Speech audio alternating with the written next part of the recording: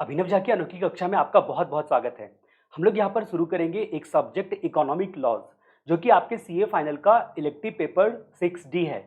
अगर आपने ये पेपर चूज करके रखा है तो इसका दो कारण हो सकता है। या तो आपका लॉ में इंटरेस्ट होगा, नहीं तो आप स्कोरिंग पेपर चूज करना चाह रहे थे ताकि जिससे आपके मार्क्स स्कोर हो सके और आप अच्छे नंबर से पास हो सके। तो ये इकोनॉमिक लॉ सब्जेक्ट बड़े काम की चीज़ है, ये आपको बहुत स्कोर करके देगा और इसमें इतनी कठिनाइयाँ नहीं होती है जितनी बाकी इलेक्टिव पेपर में देखा गया है। तो ये पेपर अगर आपने चूज़ किया है तो आप काफ़ी लकी हो। यहाँ पर बहुत इंटरेस्टिंग फैक्ट्स आपको देखने को मिलेंगे इस सब्जेक्ट में। ये सब्जेक्ट बहुत ही अच्छा सब्जेक्ट है और बहुत ही प्रैक्टिकल ओरिएंटेड सब्जेक्ट है। जैसे कि इस चैप्टर में यानी कि इस जो सब्जेक्ट है इसमें एक चैप्टर है कॉम्पिटिशन एक्ट करके। तो इसमें मैं आपको पूरी कहानी सुनाऊंगा बैकग्राउंड के साथ कि किस तरह से इकोनॉमिक रिफॉर्म हुआ था 1991 में, क्या सिचुएशन था हमारे कंट्री का, कंपटीशन एक्ट आने से क्या हुआ। इसी तरह आपका फेमा है और भी कई चैप्टर्स है जिसके बारे में हम जानेंगे। तो बहरहाल बात करते हैं कि ये वीडियो हम लोग कहाँ से देखने वाले हैं। तो ये वीडियो एक्चुअली मैं यहाँ पर जो नोट्स दूंगा आपको उसमें क्वेश्चन आंसर फॉर्मेट आपको यहाँ पर मैं बताऊंगा। जी हाँ, आपके स्टडी मटेरियल के हिसाब से एक एक पॉइंट पर मैंने क्वेश्चन फॉर्म करके रखा हुआ है ताकि इस क्वेश्चन आंसर वाइज जब आप पढ़ते हो तो आपका दिमाग ज्यादा चलता है, आपको ज्यादा समझ में आता है। जैसे चैप्टर नंबर 1 कंपटीशन एक्ट आप खोलते हो, उसमें व्हाट इज कंपटीशन करके, ठीक है, एक ही पहले पैराग्राफ में जितने 3-4 क्वेश्चन क्रिएट हो सकते हैं सारे मैंने क्रिएट करके रखे हुए हैं ताकि एक एक इंपॉर्टेंट पॉइंट आपको पता चल सके, कीवर्ड्स आपको पता चल सके। जब क्वेश्चन वाइज आप जाते हो तो आपको क्या फायदा हो जाता है, सबसे बड़ा फायदा कि आपको समझ में आता है कि अच्छा यहाँ पे ये वर्ड इंपॉर्टेंट है, यहाँ पे ये पॉइंट इंपॉर्टेंट है। और जब आपका केस लॉ केस स्टडीज वाले क्वेश्चन सब दिया जाएगा तो आप उसमें उस पार्टिकुलर पॉइंट को अंडरलाइन करोगे और आप एग्जैक्ट सॉल्यूशन ढूंढ पाओगे। क्योंकि ये आपका ओपन बुक एग्जामिनेशन है, इसकी वजह से आपके सामने में स्टडी मटेरियल का प्रिंट आउट होना बहुत जरूरी है ताकि आप चीजों को वहां पर अच्छे तरीके से मार्क कर सको, समझ सको कि एग्जैक्टली कौन सा पॉइंट कहां पर दिया गया है ताकि आपको आंसर ढूंढने में आसान हो। यहाँ पर जो कुछ भी आपको पढ़ना है वो क्या पढ़ना है, तो इंस्टीट्यूट का दिया हुआ जितना भी मटेरियल है उसको बहुत बारीकी से आपको पढ़नी है। अगर आप बारीकी से उसको पढ़ते हो, इंस्टीट्यूट के जो आईसीएआई का वेबसाइट है जिसको आप बोलते हो ICAI.org, ये जो वेबसाइट है आपका, इस पर जो board of studies knowledge portal है, इस पर आपका सीए फाइनल में अगर आप जाते हो तो सीए फाइनल में आपको यहाँ पर जो पेपर नंबर 60 दिखता है, यहाँ पर जितने सारे मटेरियल आपको दिखते हैं ना, वो सारे के सारे मटेरियल आपको अच्छे तरीके से पढ़ाई करनी है, अच्छे तरीके से समझना है, क्योंकि क्वेश्चन इसी तरह से यहीं से क्रिएट होंगे घुमा फिरा के। तो अब जहां तक बात करते हैं कि मार्केट की जितनी भी किताबें हैं वो भी इस पर आधारित है और उसको समराइज करने की कोशिश की गई है। बेटर है कि आप अपने एक स्टडी मटेरियल को बेस बुक बनाओ और उसमें हर एक चीजों को आप अच्छे तरीके से मार्क करो, अंडरलाइन करो, जो भी पॉइंट्स बनाने हैं वो बनाओ ताकि आप एक दो बुक के भरोसे ही एग्जाम में जा सको। ऐसा नहीं हो कि आपको 10-10 किताबें ले जानी पड़े और किताब पलटते पलटते ही आपके टाइम बीत जाए। इसकी वजह से इंस्टीट्यूट का जितना भी मैटर है उसका प्रिंट आउट आपको सामने में रखना है और हम वो सारी चीजों को कवर करेंगे बड़ी बारीकी से, बड़े अच्छे तरीके से। यहाँ पर मैं एक एक कहानी आपको सुनाऊंगा। तो चलिए हम लोग बात करते हैं इकोनॉमिक लॉ सब्जेक्ट की। ये सब्जेक्ट में आपका एक तो स्टडी मटेरियल होगा शुरू में और उसके बाद दूसरा सिग्निफिकेंट केस लॉज वाली जो स्टडी मटेरियल है वो दोनों आप अच्छे तरीके से प्रिंट आउट निकाल के इन वीडियोस को देखते सुनते वक्त में सामने रखोगे ताकि आपको चीजें अच्छे से समझ में आए। अब यहाँ पर बात करते हैं ये चैप्टर, यहाँ पर जो सब्जेक्ट है इकोनॉमिक लॉ पेपर नंबर 60 आपका इलेक्टिव पेपर, उसमें टोटल 7 चैप्टर है जिसमें मुख्य तौर पर चैप्टर आपका पहला चैप्टर स्टार्ट होता है कॉम्पिटिशन एक्ट से। ये जो नंबर ऑफ पेजेस पेज 28 है, 20 है, 22 है, 24 है, ये आपका केस लॉज का स्क्रीनशॉट है। जी हाँ, ये केस लॉज वाली जो आपकी स्टडी मटेरियल आती है ना उसका ये स्क्रीनशॉट है। इट मींस कि स्टडी मटेरियल में आपका थोड़ा ज्यादा बड़ा बड़ा चैप्टर करके दिया गया है और उसके बाद केस लॉज थोड़े थोड़े कम पेजेस में दिए गए हैं। कुल मिला के देखा जाए तो यहाँ पर 7 चैप्टर आपको सामने दिख रहे हैं जिसमें कॉम्पिटिशन एक्ट 2002 की कहानी सबसे पहले हम लोग देखेंगे। रेरा जो प्रॉपर्टी से रिलेटेड होता है वो लॉ देखेंगे, इंसॉल्वेंसी एंड बैंक्रप्सी कोड देखेंगे, प्रिवेंशन ऑफ मनी लॉन्ड्रिंग, और एक एक बातों को हम बड़ी बारीकी से समझते हुए चलेंगे। बड़े इंटरेस्टिंग मैनर में मैं आपकी क्लासेस को लेने वाला हूं और आपको बहुत मजा आने वाला है। हर एक चीजें, हर एक पॉइंट आपको बहुत बारीकी से समझ में भी आएगा और याद भी होगा। फिलहाल हम लोग बात करते हैं कॉम्पिटिशन एक्ट की। तो आपको पता है कि आप जब मनमोहन सिंह के टाइम की बात करते हैं, ये एक डेट है 24 जुलाई 1991। जी हाँ, ये बहुत ही एक प्रकार से देखा जाए ना तो ये डेट आपको याद रखना काफी जरूरी है। ये इकोनॉमिक रिफॉर्म का मेजर डे था। मनमोहन सिंह ने हमारे देश को डूबने से बचाया था। वो कैसे बचाया था, एज ए फाइनेंस मिनिस्टर उन्होंने कैसे बचाया था, उसकी पूरी कहानी हमको यहाँ पर देखनी है कंपटीशन लॉ में। मैं आपको समरी में बताता हूँ, बाद में इसकी चर्चा हम लोग विशेष तौर पे करेंगे। आपको पता है कि अगर हम भारत की आज़ादी के बाद से बात करें और 1991 से पहले की बात करें, तो एक कानून आया जिसमें आपका था, जिस कानून को बोला जाता था यहाँ पर लाइसेंस राज करके उसको पुकारा जाता था। ये लाइसेंस राज में क्या था कि आप कोई भी प्रोडक्शन करते हो तो लाइसेंस लेना, कितने लेबर रखना है, कितना प्रोडक्शन करना, हर एक चीज़ों पे गवर्नमेंट का कंट्रोल हुआ करता था, जिसकी वजह से जीडीपी उतनी अच्छी नहीं हो पाती थी और प्राइवेटाइजेशन को बढ़ावा नहीं मिल पाता था, और प्राइवेटाइजेशन को बढ़ावा नहीं मिलने की वजह से अच्छा कंपटीशन क्रिएट नहीं हो पाता था, तो इनोवेशन नहीं हो पाता था और बहुत सारी समस्याएं आती थी, जिसकी वजह से गवर्नमेंट के हर बात पर, हर चीज़ पर गवर्नमेंट ने अपना कंट्रोल करने का कोशिश किया था और हर सेक्टर में प्राइवेट इंडस्ट्री को परमिशन भी नहीं दिया था। तो ये वजह से समस्या होती थी कि देश का विकास उतनी तेजी से नहीं हो रहा था, एक धीमा धीमा सा चल रहा था। ऊपर से अपने देश में जो सेंट्रल गवर्नमेंट की सरकार थी वह स्टेबल नहीं हुआ करती थी, कभी किसी की सरकार आती थी, कभी किसी की सरकार गिर जाती थी, देश में हल्ला हंगामा हुआ करता था। इसका मतलब क्या हो गया कि यहाँ पर एक बहुत बड़े मेजर इकोनॉमिक रिफॉर्म की जरूरत थी।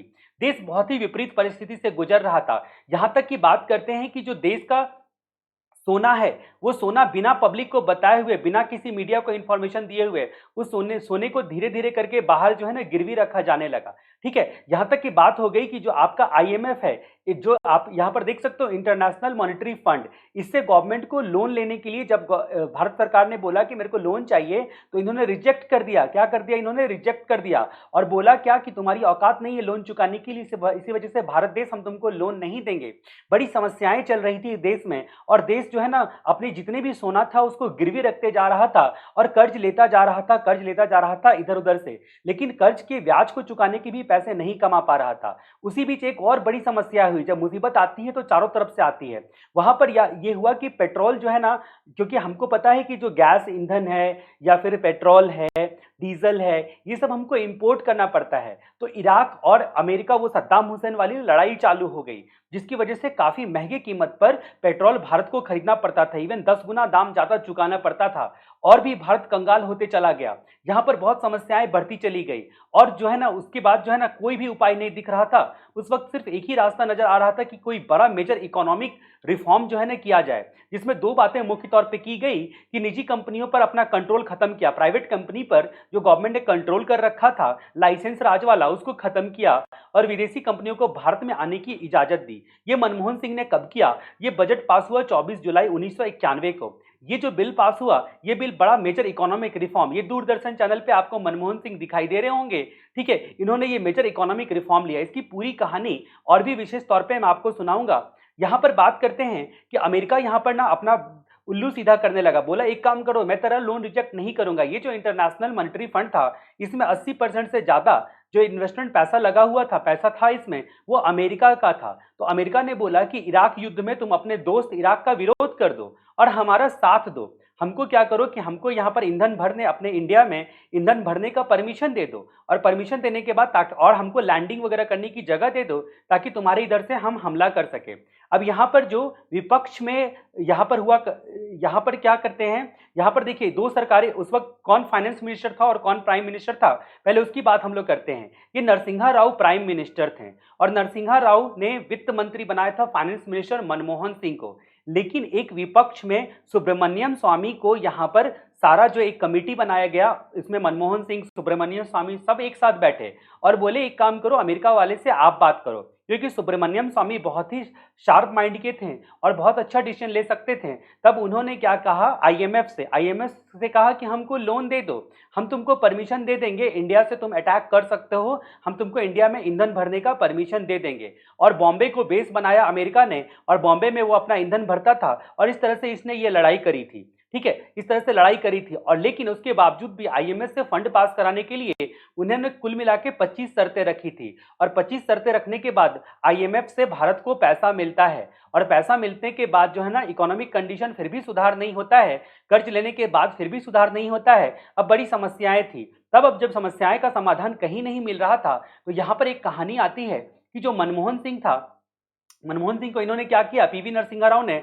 पॉलिटिक्स से दूर रखा, सारा प्रोटेक्शन दिया और बोला आपको जो भी डिसीजन लेना हो लो, मैं आपके साथ हूं, कोई कुछ नहीं बोल सकता है। देश में बहुत हल्ला हंगामा की स्थिति थी, कई लोग विरोध करते थे, जगह जगह पे आंदोलन हो रहे थे, कई सारी समस्याएं थी, लेकिन फिर भी नरसिम्हा राव अपनी जगह से नहीं हिलने वाले, एक चट्टान की तरह ढाल बनाकर खड़े थे। डिसीजन तो मनमोहन सिंह ने लिया था, लेकिन उनको साथ देने के लिए जो यहाँ पर नरसिम्हा राव का दाद देना पड़ेगा, इन हम लोगों को इन्होंने बचाया, क्योंकि हमारा देश अविकसित देश घोषित किया जा रहा था। लेकिन इन्होंने यहाँ पर क्या किया कि मनमोहन सिंह को लाकर हमारे देश को बचाया। अब मनमोहन सिंह ने मेजर इकोनॉमिक रिफॉर्म लिए, जिसकी वजह से इन्होंने सर्विस सेक्टर, आईटी इंडस्ट्री को बढ़ावा दिया। मैंने थोड़ी देर पहले आपको क्या बोला था कि आरबीआई को जो यहाँ पर क्या किया गया था, आरबीआई जितने भी गोल्ड थे ना हमारे पास, वो सारे के सारे विदेश में गिरवी रखे जा रहे थे, और गिरवी रखने के लिए यहाँ पर ना किसी को बताया भी नहीं गया था। तो एक ये जो पत्रकार है ना, ये रिपोर्टर थे, और ये इंडियन एक्सप्रेस के इस रिपोर्टर ने इस बात का खुलासा किया कि भारत पूरा अपना सोना बेचे जा रहा है,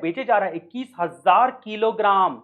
ओ माय गॉड, इतना गोल्ड जो था भारत का, उसको जो है ना चालाकी से जो है ना विदेश भेजा जा रहा था। लेकिन इस रिपोर्टर ने पता लगाया, तो ये सारी कहानी आती है। तब यहाँ पर मनमोहन सिंह को जब पूरा कार्यभार दे दिया गया, तो ये देख सकते हो, ये बिल बना 24 जुलाई 1991 को, और इसको major economic reform of India माना जाता है। अब जहां तक बात करते हैं कि इस मेजर इकोनॉमिक रिफॉर्म में मुख्य तौर पे प्राइवेट सेक्टर को बढ़ावा दिया गया था, तो ये कहानी से हम इकोनॉमिक लॉ का जो आपका कंपटीशन एक्ट है, ये 1991 की बात है, और कंपटीशन एक्ट जो है वो आप साफ साफ देख सकते हो कि वो उसके बाद आया हुआ है। ये देखो, कंपटीशन एक्ट आपका 2002 की बात है, तो 1991 और 2002, ठीक है, ये कंपटीशन एक्ट 2002, ये आपको पढ़ना है। यहाँ पर हम लोग मेजर इकोनॉमिक रिफॉर्म के बारे में जानेंगे, और कंपटीशन से कैसे अर्थव्यवस्था पर प्रभाव पड़ता है, कैसे एक देश की तरक्की होती है, ये सारी बातें हम लोग जानेंगे। तो कुल मिला के ये जो चैप्टर है आपका कंपटीशन एक्ट, बड़ा इंटरेस्टिंग चैप्टर है, बहुत सारी कहानियां इसमें आती हैं, छोटी छोटी कहानियों से आपको इंटरेस्ट आएगा सब्जेक्ट में,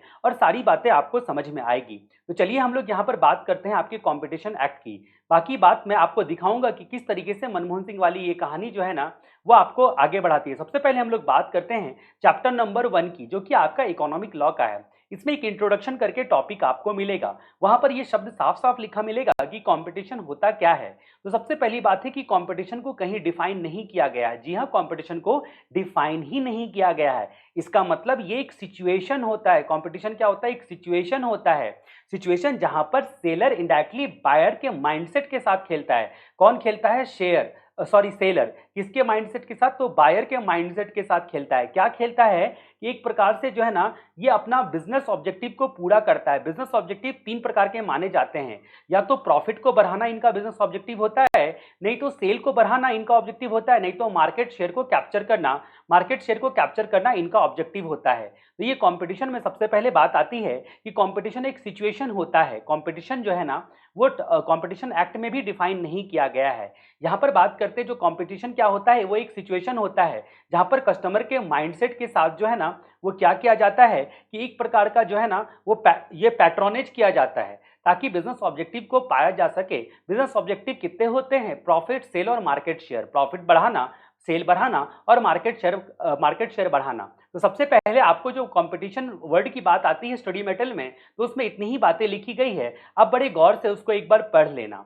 अब जहां तक बात करते हैं प्री रिक्विजिट ऑफ कंपटीशन की, कि कंपटीशन का प्री रिक्विजिट क्या क्या होता है। अच्छी कंपटीशन भी क्या अच्छा होता है? जी हाँ, कंपटीशन अच्छा होता है, वो थोड़ी देर में हम लोग जानेंगे। अगर कंपटीशन नहीं होगा तो आप एक बात सोचो ना कि मोनोपोली हो जाएगी। अगर किसी की मोनोपोली है, मान लो कि मार्केट में सारे प्याज किसी एक व्यक्ति ने, एक बड़ा बिजनेसमैन आता है अंबानी जैसा, और वो सारा का सारा ऑनियन खरीद लेता है और 1 महीने तक मार्केट से ऑनियन गायब कर देता है। मार्केट से गायब होने के बाद जो मार्केट में सप्लाई ही खत्म हो जाएगा, तो उसका रेट बढ़ जाएगा। जैसे ही उसका रेट बढ़ गया, उसके बाद वो मार्केट में निकाल के जो है ना, अनड्यू प्रॉफिट कमा सकता है। इसका मतलब क्या हो गया कि आपको अगर फ्री ट्रेड नहीं दिया गया, फ्री ट्रेड का ऑप्शन नहीं दिया गया, तो आपको प्रॉब्लम हो सकती है। ये सारी कहानी हम लोग यहाँ पर जानेंगे। फिलहाल बात करते हैं pre requisite of good competition. यानी कि pre requisite of good competition क्या है? ट्रेड होता है। ट्रेड जो होता है यानी कि फ्री ट्रेड। फ्री ट्रेड आपका प्री रिक्विजिट होता है गुड कॉम्पिटिशन का। यानी कि आपका ये जो ट्रेड होता है, ट्रेड का मतलब क्या होता है कि आपने मान लो कोई गुड्स, अगर इस पेन का आप सप्लाई करते हो, तो इसको आपने मान लीजिए कि 3000 में खरीदा और 3500 में बेच दिया, तो आप सीधे शब्दों में कहोगे कि इसको ट्रेड कहा जाता है। इसको ट्रेड कहा जाता है। जीएसटी में आप सप्लाई वर्ड से इसको पुकारते हो और अदरवाइज जो है ना इसको आप ट्रेड कहते हो। यानी कि यहाँ पर बात करते हैं ट्रेड, और ट्रेड टर्म से आता है एक फ्री ट्रेड, एक वर्ड आता है फ्री ट्रेड, यानी कि ट्रेड हमेशा ही फ्री नहीं होता है। यहाँ पर ये फ्री ट्रेड करना एग्जैक्टली अपोजिट होता है ट्रेड का, ऐसा कहा गया है। थोड़ी देर के बाद हम जानेंगे ऐसा क्यों कहा गया है। यहाँ पर क्या होता है, फ्री ट्रेड का मतलब होता है अनरिस्ट्रिक्टेड लिबर्टी। हर एक आदमी को खरीदने और बेचने का लिबर्टी दिया गया है, हर एक आदमी को, हर एक पर्सन को लिबर्टी दिया गया है, जो बिना रिस्ट्रिक्शन का परचेज सेल करने का लिबर्टी दिया गया है। इसको क्या कहा जाता है, इसको फ्री ट्रेड कहा जाता है। अब ट्रेड शब्द में आपकी बाकी चीजें भी इंक्लूड हो जाती है जो कि आपने जीएसटी में सप्लाई के डिफिनेशन में पढ़ा है। अब जहां तक बात करते हैं कि जो फ्री ट्रेड होता है ना, उसका कुछ इसेंस होता है क्या, उसमें कुछ इसेंस होता है क्या, तो यहाँ पर 2 पॉइंट में आप इसके इसेंस को बता सकते हो। एक आपका बायर की तरफ से और दूसरा आपका सेलर की तरफ से। एक एक बात हम स्टडी मटेरियल से जा रहे हैं, एक एक पैराग्राफ के एक एक पॉइंट को, जो इंपॉर्टेंट पॉइंट है, सारी चीजों को मैंने क्वेश्चन के फॉर्म में कन्वर्ट कर रखा है। अब जहां तक बात करते हैं कि बायर जो है ना, इसेंस क्या होता है कि बायर चीपेस्ट मार्केट में है, चीपेस्ट मार्केट में है, और चीपेस्ट मार्केट का बेस्ट प्राइस, यानी कि डियरेस्ट मार्केट, चीपेस्ट मार्केट में हो और उसमें भी डियरेस्ट मार्केट, ठीक है, यानी कि जहां पर बेस्ट प्राइस उसको मिलता है वहां पर सेलर सेल कर देता है। ठीक है, बायर को ऐसा फील होता है कि वो सबसे सस्ते बाजार में जा रहा है खरीदने के लिए, और सेलर को ऐसा लगता है कि उसका जो, जिसमें आप उसके लिए प्रॉफिट फिजिबल है, उस पर वो सेल कर रहा है। ये 2 बातें होनी चाहिए फ्री ट्रेड का जो प्री रिक्विजिट होता है। अभी एक बात आप ये बताओ कि यहाँ पर चीपेस्ट वर्ड यूज किया गया है, क्या चीपेस्ट मार्केट में ही हमेशा सामान बिकता है क्या? वो डिपेंड करता है कि कैसा इकोनॉमिक इनकम डिस्ट्रीब्यूशन है, यानी कि पर कैपिटा इनकम कैसा है। अगर ऐसा ग्रुप है या ऐसी कंट्री है या ऐसा राज्य है या ऐसा देश है या ऐसा शहर है जहां पर मिडिल इनकम ग्रुप वाले लोग रहते हैं, तो वो नेसेसिटी आइटम पर फोकस करेंगे। और नेसेसिटी आइटम पर फोकस करते वक्त में वो कभी कभी क्या होता है कि जहां पर अच्छा इनकम वाले लोग हैं या फिर नेसेसिटी इनकम की बात होती है तो क्वालिटी वाले इनकम पर भी फोकस करेंगे। इसका मतलब जरूरी नहीं है कि सस्ता होगा तो ज्यादा ही बिकेगा। ठीक है, इसका मतलब मिडिल इनकम ग्रुप वाले नेसेसिटी पर फोकस करते हैं और हाई इनकम वाले ग्रुप वाले ज्यादा आपका किस चीज पर फोकस करते हैं, तो ज्यादा ऐसी चीजों पर फोकस करते हैं जो कि नेसेसिटी के अदरवाइज भी आती है। ठीक है, क्योंकि उनका वेल्थ ज्यादा होता है, इनकम ज्यादा होता है। तो यहां पर मैंने एक शब्द का इस्तेमाल किया, पर कैपिटा इनकम। तो जरूरी नहीं है whether competition means cheapest price will give highest sale. क्या कंपटीशन का मतलब होता है कि चीपेस्ट प्राइस हाईएस्ट सेल देगा? नहीं, बिल्कुल नहीं। ये डिपेंड करता है इनकम डिस्ट्रीब्यूशन पर। इनकम डिस्ट्रीब्यूशन का मतलब मैंने यहां पर क्या बोला, इनकम डिस्ट्रीब्यूशन किसी भी कंट्री का होता है, उससे अपन क्या करते हैं, पर कैपिटा इनकम डिसाइड करते हैं। पर कैपिटा इनकम का मतलब हर आदमी का इनकम हमारे देश में कितना है। Per capita income of India आप सर्च कर सकते हो गूगल पे, तो आपको मिल जाएगा इस बात का इंफॉर्मेशन। ठीक है, ये हमारे जीडीपी वगैरह पे डिपेंड करता है। मैं थोड़ी थोड़ी करके सारी कहानी को क्लियर करूंगा, आप पेशेंस के साथ हमारे साथ बने रहे, एक एक बातें आपको समझ में आएगी। यहाँ पर आप कंपटीशन एक्ट पढ़ते वक्त में लगभग 90% इकोनॉमिक्स आपका क्लियर हो जाएगा। अब जहां तक बात करते हैं कि ये जो हमने देखा कि चीपेस्ट प्राइस हाईएस्ट सेल देगा, ऐसा जरूरी नहीं है। अब यहां पर बात करते हैं अनरेगुलेटेड फ्री मार्केट, यानी कि फ्री मार्केट को रेगुलेट करना पड़ेगा आपको। फ्री मार्केट छोड़ दोगे तब ऐसा नहीं चलेगा, उसको रेगुलेट करना पड़ेगा। ठीक है, तो अनरेगुलेटेड फ्री मार्केट का परिणाम क्या होगा कि जो ओनर है, जो बड़ा बायर है या फिर बड़ा जो पार्टी है, जैसे कि अंबानी टाइप का, ठीक है, वो क्या कर लेंगे, मार्केट के किसी भी गुड्स को अगर विथ होल्ड कर लेंगे, अगर मार्केट के किसी भी एक पार्टिकुलर गुड्स को भी विथ होल्ड कर लेंगे, तो वो जितना चाहेंगे उतने प्राइस पर उसको सेल कर सकते हैं। यानी कि वो क्या कर सकते हैं, प्राइस रेगुलेट कर सकते हैं। जी हाँ, प्राइस रेगुलेट कर लेंगे। वो प्राइस रेगुलेट अगर कर लेंगे तो क्या प्रॉब्लम होगी, वो जितना प्राइस बोलेंगे उतने में आपको खरीदना पड़ेगा। जो अभी अभी प्राइस, जो हमने प्याज वाला एग्जांपल देखा, यानी कि अगर फ्री मार्केट आपने छोड़ दिया तो फिर क्या होगा, अनरेगुलेटेड मार्केट, तो जो भी ओनर होगा जो विथ होल्ड कर लेगा वो अपनी मोनोपोली बना लेगा।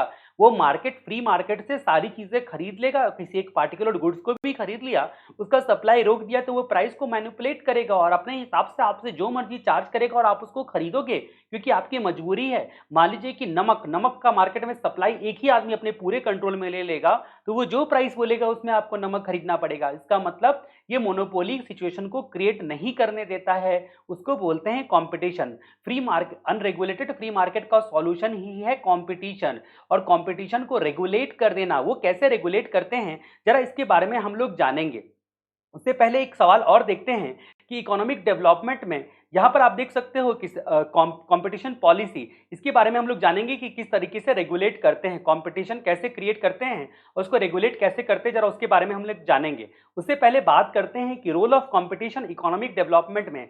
जी हाँ, इकोनॉमिक डेवलपमेंट और कंपटीशन का पॉजिटिव रिलेशन है, पॉजिटिव रिलेशन है, ध्यान रहे ये बात आपको याद रखना है, ये इंपॉर्टेंट वर्ड है। पॉजिटिव रिलेशन है किस चीज का? कोरोना पॉजिटिव का नहीं, कंपटीशन और इकोनॉमिक डेवलपमेंट का। इकोनॉमिक डेवलपमेंट का यानी कि इकोनॉमिक डेवलपमेंट में प्रोडक्टिविटी आती है। प्रोडक्टिविटी का मतलब GDP, gross domestic production, production बढ़ता है कंपटीशन बढ़ने से। जी हाँ, कंपटीशन बढ़ने से प्रोडक्शन बढ़ता है, इनोवेशन बढ़ता है। जी हाँ, कंपटीशन, सब बढ़िया बढ़िया प्रोडक्ट लाने के चक्कर में इनोवेशन करते हैं, उसके बाद अल्टीमेटली इकोनॉमिक ग्रोथ होता है। जी हाँ, कंट्री का ग्रोथ होता है, इकोनॉमिक ग्रोथ होता है। ऐसा नहीं कि कंपटीशन हो जाएगा तो फिर प्रॉब्लम हो जाएगी, अल्टीमेटली इकोनॉमिक का ग्रोथ होता है। जापान की एक स्टडी में ऐसा पता चला कि जिस कंट्री का जो जो क्या बोलते हैं डोमेस्टिक कंपटीशन स्ट्रांग है ना, वो इंटरनेशनल लेवल पर भी मार्केट में जो है ना अपना स्थान बनाता है। जी हाँ, डोमेस्टिक कंपटीशन में जो डोमेस्टिक लेवल पर जितना कंपटीशन होगा ना, इंटरनेशनल लेवल पर उतना ज्यादा अपना नाम होगा, उतना ज्यादा प्रोडक्शन होगा, सप्लाई होगा, और उस तरीके से इंडिया में जो है ना इनकम बढ़ेगा। यानी कि यहां पर कंपटीशन पॉजिटिव रिलेशन देता है, इकोनॉमिक डेवलपमेंट में काफी महत्व रखता है किसी भी कंट्री के लिए। ये बात जो है ना आपको देखने को मिलेगी। ये जो एक आपका टॉपिक स्टडी मेटल में दिया गया कंपटीशन पॉलिसी, उससे जस्ट पहले आपको देखने को मिलेगी। अब ये कंपटीशन पॉलिसी क्या होता है? कंपटीशन पॉलिसी गवर्नमेंट का एक मीजर है, ठीक है। ये क्या है? एक उपाय है। कंपटीशन पॉलिसी क्या है? वो एक गवर्नमेंट का मेजर है, जिसमें क्या करता है कि आपका जो क्या बोलते हैं, ये डायरेक्टली जो इफेक्ट करता है, किस चीज को डायरेक्टली ये इफेक्ट करता है?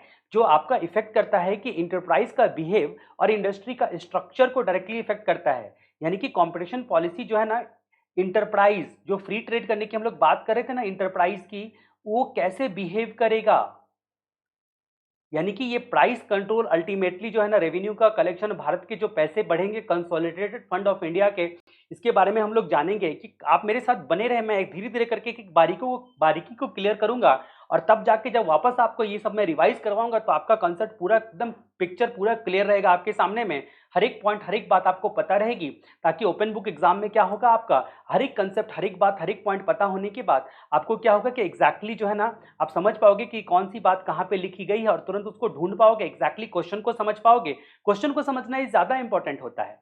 क्वेश्चन को अगर आपने समझ लिया, क्वेश्चन के केस को आपने समझ लिया, किस पॉइंट से किस किस चैप्टर का जो है ना कलेक्शन बना के जो है ना ये क्वेश्चन पूछा गया है, तो आपका कंसेप्ट क्लियर है, तो आप फटाक से आंसर ढूंढ पाओगे और काफी एनालिटिकल आंसर दे पाओगे। ठीक है, तो यानी कि यहां पर बात करते हैं इंटरप्राइज के बिहेव को और इंडस्ट्री के स्ट्रक्चर को। जिस इंडस्ट्री में फॉल करती है ना ये इंटरप्राइज, उसके स्ट्रक्चर को, यानी कि ये डायरेक्टली क्या करता है, इफेक्ट करता है क्या? Competition policy. कंपटीशन पॉलिसी, अब कंपटीशन पॉलिसी जो है ना इफेक्ट डायरेक्टली करता है। जरा उसकी कहानी हम लोग देखते हैं कि कंपटीशन पॉलिसी आखिर होता क्या है। कंपटीशन पॉलिसी एक मीजर होता है, ठीक है। ये क्यों होता है? ये प्रिवेंट और प्रोटेक्ट करने के लिए होता है। किस चीज को? इफेक्टिव कंपटीशन को, ठीक है। तो यानी कि जो आपका आपका क्या होता है कि गोल क्या होता है, कंपटीशन पॉलिसी का गोल क्या होता है? प्रिवेंट एंड प्रोटेक्ट करना। जी हाँ, प्रिवेंट करना और प्रोटेक्ट करना इफेक्टिव कंपटीशन को। कंपटीशन होने से नहीं होगा, कंपटीशन इफेक्टिव होना चाहिए। जी हाँ, यहाँ पर एक वर्ड है इंपॉर्टेंट, इफेक्टिव। इफेक्टिव कंपटीशन होना चाहिए। कैसे ये इफेक्टिव कंपटीशन होगा? तो इफेक्टिव कंपटीशन में प्रिवेंट एंड प्रमोट, जो आपको प्रिवेंट करता है और प्रमोट करता है इफेक्टिव कंपटीशन को, कंपटीशन पॉलिसी।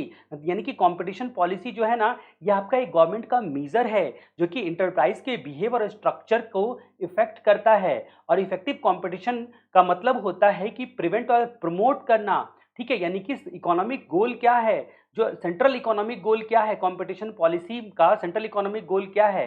तो प्रिवेंट एंड प्रमोट करना इफेक्टिव कंपटीशन को। जी हाँ, इफेक्टिव कंपटीशन को, ठीक है। अब ये जो है ना कंडीशन क्या होता है इफेक्टिव कंपटीशन का? कब हम बोलेंगे कि कंपटीशन हमारा इफेक्टिव है?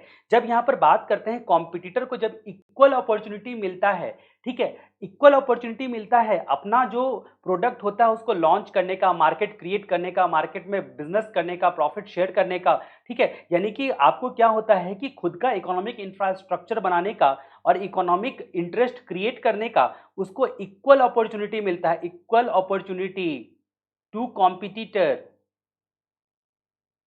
यानी कि कॉम्पिटिटर मार्केट में इंटर कर जाता है और उसको इक्वल अपॉर्चुनिटी मिलता है, तब आप क्या बोलोगे? तब आप बोलोगे कॉम्पिटिटिव पॉलिसी इफेक्टिव है। सबसे पहले गोल ही है effective effective competition policy, competition करने का। इफेक्टिव कंपटीशन पॉलिसी कब होगा? जब कॉम्पिटिटर को पूरा का पूरा मौका मिलेगा, किसी प्रकार से उस पर प्रतिबंध या बंधन नहीं है, तो उसको क्या बोलते हैं? Effective competition. अब यहाँ पर बात करते हैं कि कंपटीशन पॉलिसी एक इंस्ट्रूमेंट है मार्केट को कंट्रोल करने का। ये कैसे जो है ना इंस्ट्रूमेंट है? ये आपका इफेक्टिव एलोकेशन ऑफ रिसोर्सेस, जो आपको पता है कि वांट्स अनलिमिटेड है पर रिसोर्सेस लिमिटेड है।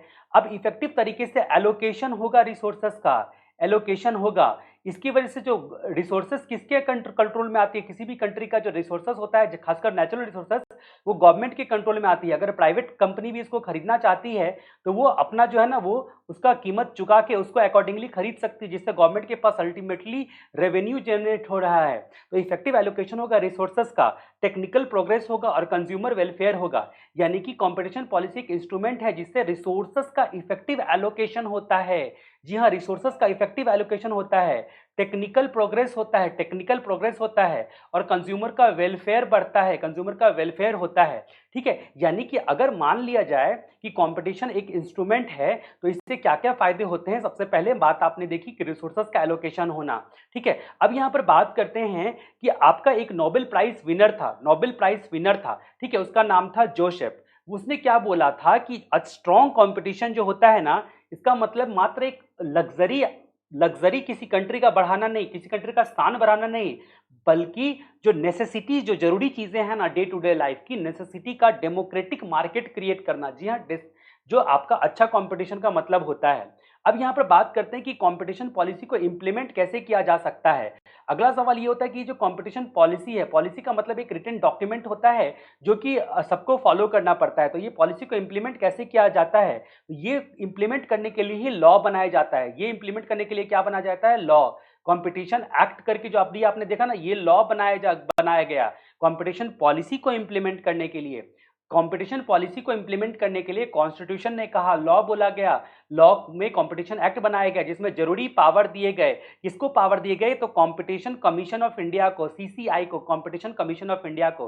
तो कंपटीशन पॉलिसी कैसे इंप्लीमेंट हुआ? लॉ बनाकर इंप्लीमेंट हुआ, जिसमें सीसीआई को, कंपटीशन कमीशन ऑफ इंडिया को जरूरी पावर दिए गए, कंपटीशन कमीशन ऑफ इंडिया को जरूरी पावर दिए गए। अब ये जो कंपटीशन एक्ट बना ना, वो article 38 of constitution of India, article 38 में एक बात लिखी गई है जिसमें बोला गया है साफ साफ करके कि हम कंपटीशन को इफेक्टिव बनाने के लिए लॉ बना सकते हैं। ठीक है, अब यहां पर बात करते हैं कि आपका कंपटीशन लॉ की ये स्टोरी है। अगर देखा जाए तो कुल मिला के मैंने आपको स्टोरी सुना दी है। उसके बाद जो है ना एक वर्ड जिक्र किया गया है 1991 का इकोनॉमिक रिफॉर्म। ये जो मनमोहन सिंह वाली कहानी जो मैंने सुनाई अभी अभी करके, वही कहानी में ये 1991 का इकोनॉमिक रिफॉर्म, यानी कि ग्लोबलाइजेशन जिसको बोलते हैं, जिसमें इकोनॉमी ओपन हुआ, जिससे जिससे प्राइवेट सेक्टर पर जो कंट्रोल था गवर्नमेंट का वो रिमूव हुआ, जिसको लिबरलाइजेशन बढ़ना बोलते हैं। यानी कि लिबरलाइजेशन हुआ, प्राइवेट सेक्टर को बढ़ावा मिला, लोग काम कर पाए। ठीक है, सर्विस इंडस्ट्री को बढ़ावा मिला, बीपीओ सेक्टर बढ़ा, केपीओ सेक्टर बढ़ा। उसके बाद जो है ना आईटी इंडस्ट्री बढ़ी, सॉफ्टवेयर डेवलपर लोगों को इंडिया, फॉरेन कंट्री को जो है ना इंडिया में इनविटेशन दिया गया, फॉरेन इन्वेस्टर लोगों को। भारतीय लोगों का जो रेस्ट्रिक्शन था विदेश जाने का, उसको इजी प्रोसेस किया गया ताकि भारत के लोग विदेश जाकर पैसा कमा सके, अपने नॉलेज का जो है ना वो यूज कर सके। इसके अलावा एक general agreement of tariff and trade, जिसको गैट एग्रीमेंट बोलते हैं। ये गैट एग्रीमेंट के बारे में अगर आपने राजीव दीक्षित का सुना होगा लेक्चर, तो आपको बहुत कुछ इसके बारे में पता चला होगा कि गैट एग्रीमेंट कैसे इंडिया को घुमा फिरा के जो है ना यहाँ पर इंडिया के प्राइम मिनिस्टर ने बोला था beggars has no choice, GATT agreement पर साइन करने की वजह से। और गैट एग्रीमेंट किस तरह से कॉन्स्टिट्यूशन ऑफ इंडिया को भी प्रिवेल कर जाता है, ये राजीव दीक्षित ने बड़े बखूबी से अपने एक भाषण में कहा है। अगर आप राजीव दीक्षित को सुनते होगे, ये सारी कहानी हम लोग देखेंगे इस चैप्टर में। अब जहां तक बात करते हैं कि जो कंपटीशन लॉ की स्टोरी आपने तो देख ली, अब यहां पर बात करते हैं कि केवल कंपटीशन लॉ नहीं है, आर्टिकल 38 में एक एमआरटीपी एक्ट करके भी बताया गया है, एमआरटीपी एक्ट करके भी बताया गया है, हम इसके बारे में भी जानेंगे। एमआरटीपी एक्ट जो है ना वो भी अपने आप में एक बहुत महत्व रखता है। एमआरटीपी एक्ट जो कि article 38 of the constitution of India के से बनाया गया है। तो इस वीडियो के साथ आप बने रहे, हम सारी जानकारी एक एक करके यहाँ पर आपको बताएंगे ताकि सारी कहानी आपको क्रिस्टल क्लियर हो जाए और आप एग्जाम में अच्छा परफॉर्मेंस कर पाओ। ये सारा सिलेबस मैं आपको एग्जाम ओरिएंटेड ही बता के दूंगा, कहीं पर भी एग्जाम के बाद अलावा मैं कोई भी डिस्कशन, कोई भी चर्चा नहीं करूंगा, जिससे क्या होगा कि जो आप टू दी पॉइंट सारी बातों को समझते हुए आगे बढ़ोगे। मैं कोशिश करूंगा ज़्यादा से ज़्यादा बार जो मैंने बताया उसको रिवाइज भी कराने की, ताकि आपके दिमाग में सारी चीज़ें बैठ जाए। मैं उम्मीद करता हूं कि ये वीडियो आपको पसंद आया होगा। अगले पार्ट में हम लोग इस वीडियो में आगे की कहानी देखेंगे, जहां पर आपको बहुत कुछ देखने, सुनने और जानने को मिलेगा।